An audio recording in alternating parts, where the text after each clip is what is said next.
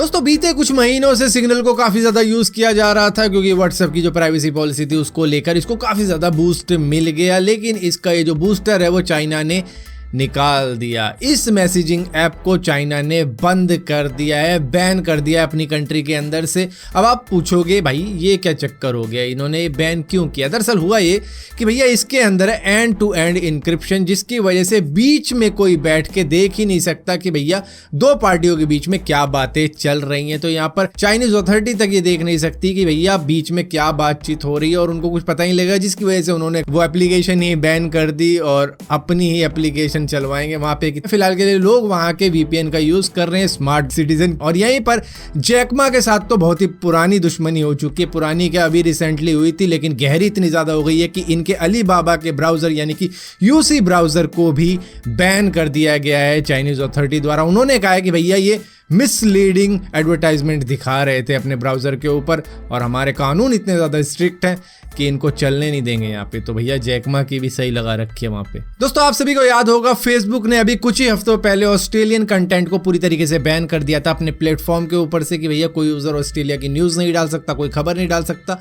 और basically Australian user इसको अपने तरीके से यूज़ कर ही नहीं सकते क्योंकि वो अपनी न्यूज़ शेयर ही नहीं कर सकते दुनिया भर के साथ में। तो ये चीज़ उन्होंने करी थी, उसके बाद में इसको हटा भी दिया गया था, मतलब रिवोक कर दिया गया था ये जो चीज़ करी थी, क्योंकि बातचीत शुरू हो गई थी ऑस्ट्रेलिया और फेसबुक के बीच में। तो यहाँ पर अब इनकी डील हो चुकी है। जो न्यूज़ कॉर्पोरेशन कह रही थी कि भैया हमारे कंटेंट को यूज़ करोगे तो हमें पैसा भी देना पड़ेगा, हमें भी प्रॉफिट मिलना चाहिए, तो वो तरीके की चीज़ हो चुकी है। यहाँ पर फेसबुक ने 3 साल का कॉन्ट्रैक्ट यानी कि डील साइन कर दी है कि भैया 3 साल तक की तो डील अभी कर लेते हैं, अच्छी लगी तो और आगे करेंगे इसको। फिलहाल के लिए ऑस्ट्रेलिया और फेसबुक में अब दोस्ती दोबारा से हो चुकी है। और यहाँ पर दोस्तों इंटरनेशनल स्पेस स्टेशन की एक बैटरी जो कि 2.9 टन की है उसको इंटरनेशनल स्पेस स्टेशन के रोबोटिक आर्म ने फेंक दिया है धरती की तरफ, जो कि करीबन 426 किलोमीटर की ऊंचाई पर है हमारी, अगर धरती से नापा जाए वो, जो कि अर्थ का लोअर ऑर्बिट कहलाता है। तो वहां से उसको छोड़ दिया गया है जो कि धरती की तरफ आ रही है। लेकिन आपको ये बात जानकर हैरानी हो जाएगी कि ये कल या परसों या तरसों या 1 महीने बाद या साल बाद नहीं,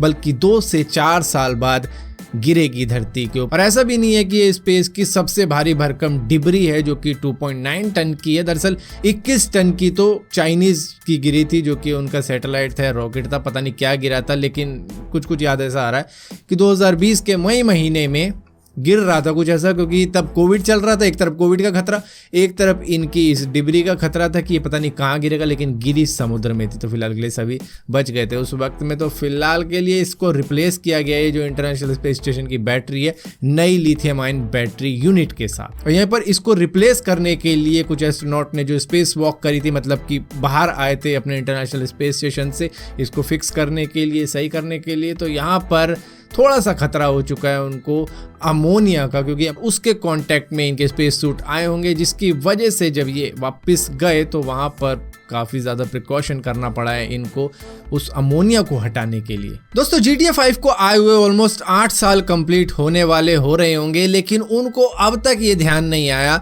कि इसकी जो लोडिंग स्क्रीन है वो बहुत ज़्यादा टाइम ले लेती है। मतलब 1 मिनट क्या 2 मिनट का, कईयों को 3, 4, 5 मिनट भी लग जाते हैं सिर्फ गेम के अंदर आते आते। तो ये जो लोडिंग टाइम है, अब जाके यूज़र की कंप्लेंट उनके ध्यान में आई, जहाँ पर गिटहब का एक यूज़र था उसने इसकी कंप्लेंट करी थी। तो अब जाके उन्होंने कहा कि चलो हम GTA ऑनलाइन की जो लोडिंग स्क्रीन है जो कि घंटों घंटों तक लगी रहती है उसको हम अब जाके फिक्स कर देंगे। मैं कह रहा हूँ भाई फिक्स अब क्यों कर रहे हो, अब तो आदत पड़ चुकी है। अब ऐसा करो GTA 6 के ऊपर काम करो और फटाफट बताओ कब आ रही है कब नहीं आ रही। दोस्तों एक बात हम सभी को मालूम है कि कोविड-19 का उफान फिर से आ चुका है, जो कि हम शायद सेकंड वेव कह सकते हैं, वो आ चुकी है इंडिया के अंदर। और इसी के साथ साथ यूके का अगर मालूम हो आपको तो वहाँ पर वायरस म्यूटेट हो चुका है, जो कि काफ़ी वक्त पहले ही मालूम चल चुका था। तो अब जाके पता लग रहा है कि भैया 61% ये और ज़्यादा डेडली है यूके वाला जो वायरस है वहाँ पर, क्योंकि जो 34 साल से भी कम के लोग हैं ना उनकी भी जान के पीछे पड़ चुका है। अभी रिसेंटली जो 44 लोग मरे हैं वहाँ पर कोविड-19 से, वो दरअसल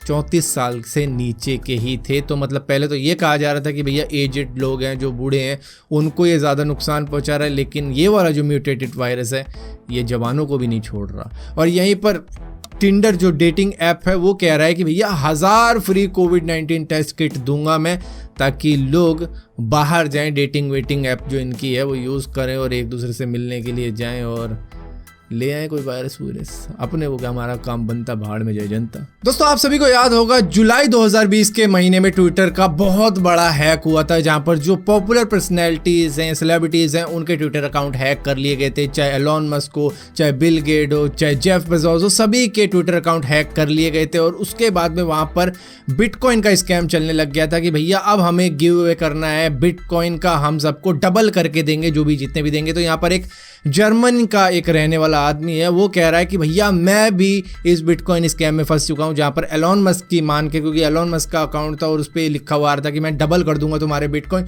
तो मैंने $5,60,000 की वर्थ के बिटकॉइन लगा दिए थे, मतलब दे दिए थे उस एड्रेस पे जो लिखा हुआ था, और उसके बाद में मुझे मिला तो कुछ नहीं और मेरी लुटिया डूब गई।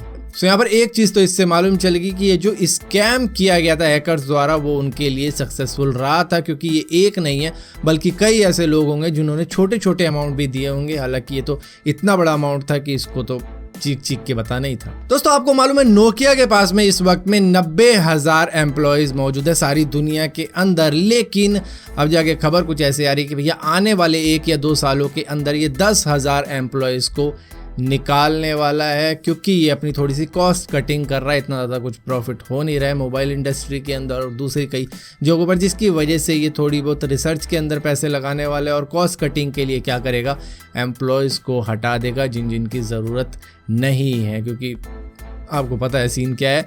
सो यहाँ पर 10,000 एम्प्लॉयज़ की आने वाले 2 सालों में जॉब जा सकती है नोकिया के अंदर से। सो फिलहाल के लिए दोस्तों इस वीडियो के अंदर इतनी अपडेट्स थी। अगर वीडियो आपको पसंद आती है तो इस वीडियो को लाइक जरूर करना, शेयर जरूर करना, और इसी तरीके की और भी वीडियो देखने के लिए इस चैनल को सब्सक्राइब जरूर करना, और सब्सक्राइब किया तो बेल का आइकॉन जरूर दबाना, वरना आपको मालूम नहीं चलेगा मैंने को वीडियो डाली भी है।